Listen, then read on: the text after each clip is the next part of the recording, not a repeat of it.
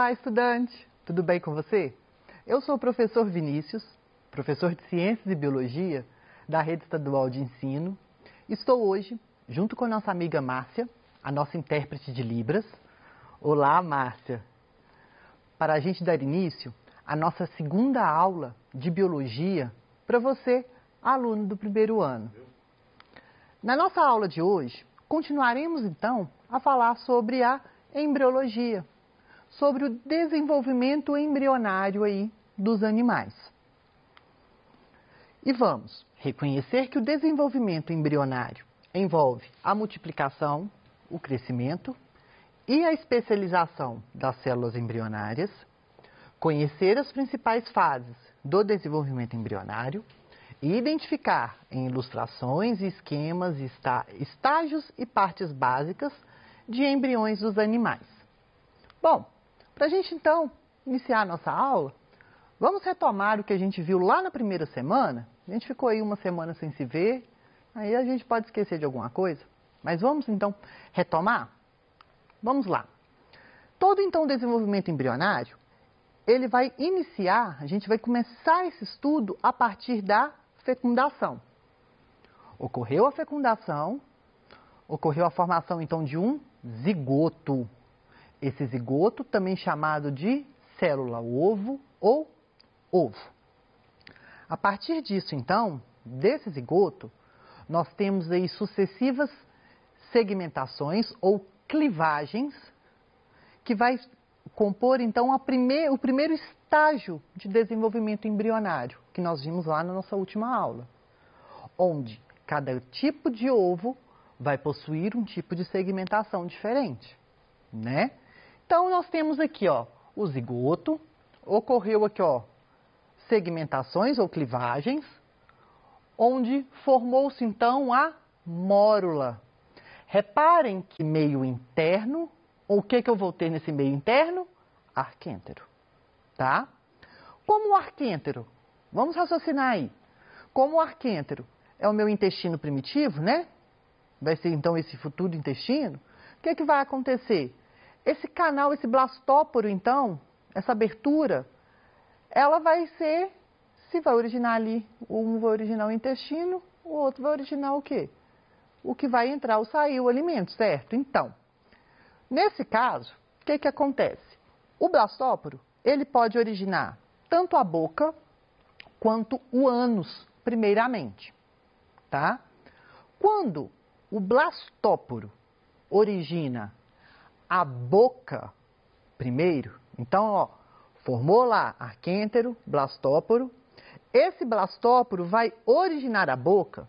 Eu falo que estes animais são chamados de animais protostômios. Nome esquisito mesmo. Protostômios, tá? São onde o blastóporo originou primeiro a boca. Pró significa primeiro. Lembram? Se pró significa primeiro, primeiro vem a boca ou o ânus? A boca. Se o blastóporo originar primeiro o ânus, aí esses animais não são chamados de protostômios, e sim de deuterostômios. Deuterostômios, tá? E aqui, então, a gente consegue ver aqui perfeitamente como que vai ser essa formação, então, dessa gástrula. Olhem só, eu tenho aqui, olha, a blástula. Essa blástula, então, esse processo de formação, então, dessa gástrula, existem alguns processos, tá? Alguns vão ser tipos diferentes, mas eu não vou entrar em detalhe. Mas o caso mais comum que vai acontecer é o que vai acontecer por embolia, que a gente chama, ou que a gente chama de invaginação. O que acontece? Essa camada aqui, olha, mais abaixo aqui, ela vai o quê? Invaginar, então vai acontecer um achatamento. Desse achatamento aqui, olha, essas células então vão se mover, achatar, aqui, ó, achatou, formou aqui então o arquêntero, e esse orifício aqui que vai se formar nós chamamos de blastóporo. E aí que nós temos esse blastóporo, se ele for origem à boca, protostômios. origem ao ânus, deuterostômios. E quando nós falamos em folhetos embrionários, é nessa fase, então, que nós vamos observar aqui perfeitamente esses tecidos embrionários. Tecidos embrionários significam o quê? Que esses tecidos, eles vão se diferenciar posteriormente, tá?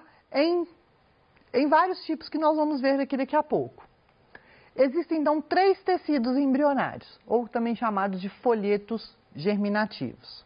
O endoderma, endo, dentro. Derma, então, a gente lembra de revestimento da nossa pele. Então, endoderme significa, então, se endo é dentro, vai ser o quê? A camada mais interna. Ectoderma. Ecto significa fora. Então, é a camada mais externa. Ectoderma. E o mesoderma. Meso significa meio. Então, vai ser essa camada intermediária. Tá? Todos os animais possuem endoderma e ectoderma.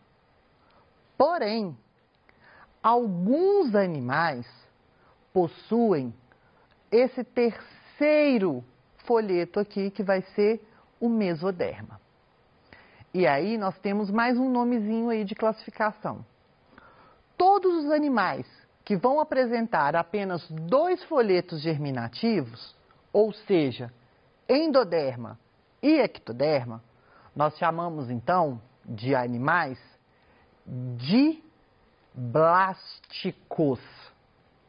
Então, diblásticos. Animais que possuem 2 folhetos embrionários. Um interno e um externo. Endoderma, ectoderma. Se esse animal vai possuir, então, essa camada intermediária, esse terceiro folheto, então, nós chamamos de triblásticos. Triblásticos, ou seja, 3, que vai ser um de fora, um de dentro e um no meio. Ectoderma, mesoderma, endoderma. Tá? E aqui, então, a gente vai ter aqui, olha, finalzinho da blástula aqui de uma rã, que vai começar, então, a se diferenciar. Olha só, eu tenho aqui, olha, o ectoderma, que é essa camada de célula final. Vamos voltar aqui nesse desenho, que eu acho que aqui fica mais fácil para a gente ver.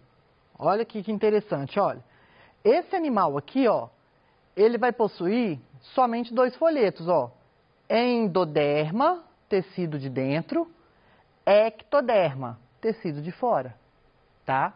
Se ele tivesse mesoderma, como que seria? Seria o intermediário, que nós vamos ver aqui nas figuras à frente. Tem. Vamos lá. Então, eu tenho aqui, olha, o que acontece?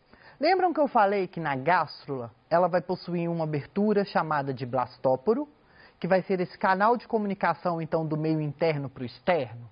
Bom, esse blastóporo, então, quando ele vai formar a nossa próxima etapa, tá? Quando ele vai o quê? Se unir. Quando ele vai se unir e tudo mais, nós vamos começar, então, a iniciar a nossa próxima fase, que é a organogênese, tá? Organogênese. O próprio nome já fala. Organo, lembram de órgãos. Gênese, lembra de quê? Início, formação. Então, organogênese vai ser a formação, então, dos órgãos. Aí já vai ser a diferenciação. O que vai acontecer? Esse blastóporo aqui, ele vai, então, formar, ele vai se unir e vai acontecer um achatamento. Pensa que, olha, onde estava o blastóporo é como se desse um tapa. Pronto, achatou, não achatou? Ficou aqui. É o que nós chamamos de placa neural. Essa placa neural, ela vai, então, nós vamos ver o que vai acontecer com ela. Vai iniciar aqui o nosso estudo da organogênese. Então, eu tenho aqui, ó, ectoderma, camada externa, endoderma, camada interna, e mesoderma, tá? Que vai ser a camada intermediária, que ó, a gente consegue ver aqui, ó, perfeitamente. O que vai acontecer? A organogênese, ela vai ser, igual eu falei, a diferenciação dos órgãos. A sua fase inicial começa com a neurula, ou neurulação, ou seja, formação do sistema nervoso. Como que vai acontecer? Lembram que eu falei com vocês da placa neural? Então, essa placa neural aqui, então, ela vai se cobrir, tá? Se fechar, e vai formar o que nós chamamos de tubo neural, ou tubo nervoso, que está aqui, ó, que vai dar origem, então, ao nosso sistema nervoso, a nossa medula, tá? Abaixo aqui, então, nós temos a notocorda. Lembram dos cordados? Então, é a notocorda. A notocorda, ela vai ser substituída posteriormente pela coluna vertebral. Ela vai ter a função, então, de sustentar aqui esse tubo nervoso. Temos aqui, olha, ectoderma, tá? E aqui, tudo aqui que está de vermelho, vai ser o quê? Mesoderme. Olha o arquêntero aqui, olha. E essa cavidade aqui, esse arquêntero, tá? O arquêntero está aqui, desculpa. Essa cavidade aqui que vai ser formado entre o mesoderma, alguns animais possuem, é o celoma, que vai ser essa cavidade onde vai abrigar os nossos órgãos da região abdominal. O arquêntero, que vai ser circundado, então, pela endoderma, tá? E aqui, então, nós temos, se a gente for analisar aqui, nós temos várias outras estruturas que eu não vou entrar em detalhes com vocês.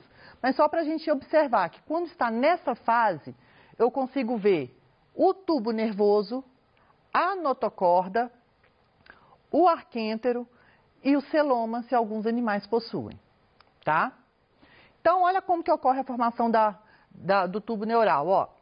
Então, eu tenho aqui a região do blastóporo, né? Ela vai se unir.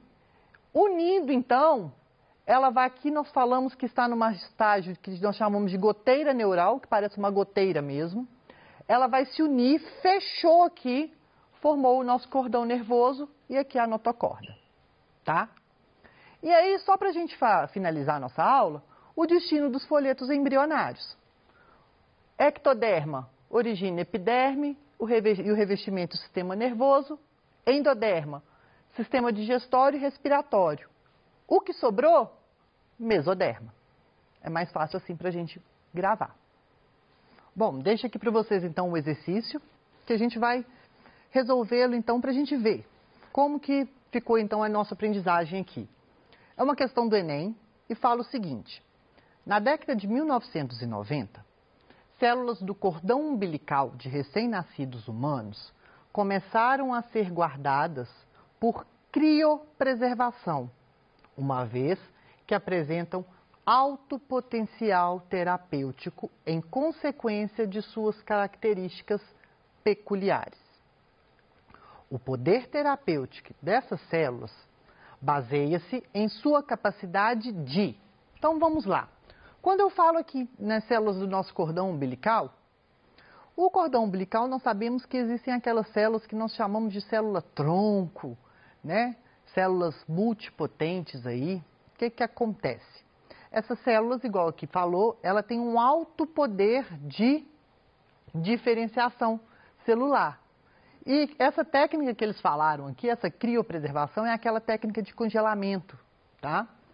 E o que vai acontecer? Qual que vai ser as características dessas células? Vamos voltar aqui, um quadro aqui, só para a gente analisar e entender. Se eu for analisar, célula-tronco é uma célula embrionária, né? As células da nossa placenta, do nosso cordão umbilical, desculpa, é uma célula embrionária. Olhem só, uma única célula, por exemplo, do ectoderma, ela pode originar ou a epiderme, ou o revestimento de cavidades corporais, ou o sistema nervoso. Olha esse poder de diferenciação celular que ela vai ter. Se for uma célula da endoderma, por exemplo, ela vai ter essa função de quê? De se diferenciar em uma célula, depois, futuramente, nos órgãos do sistema digestório e respiratório, no nosso fígado e no nosso pâncreas. Olha esse poder também de diferenciamento. E se for o mesoderma?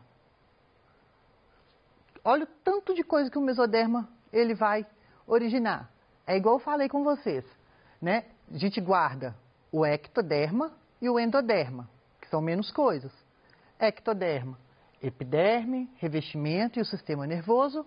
Endoderma, órgãos do sistema respiratório e digestório, e o fígado e pâncreas. O que sobrou é o mesoderme. Então, elas vão possuir essa capacidade de quê? De diferenciação celular e de multiplicação. Então, você acha que elas vão possuir multiplicação lenta, voltando aqui para a questão? Não.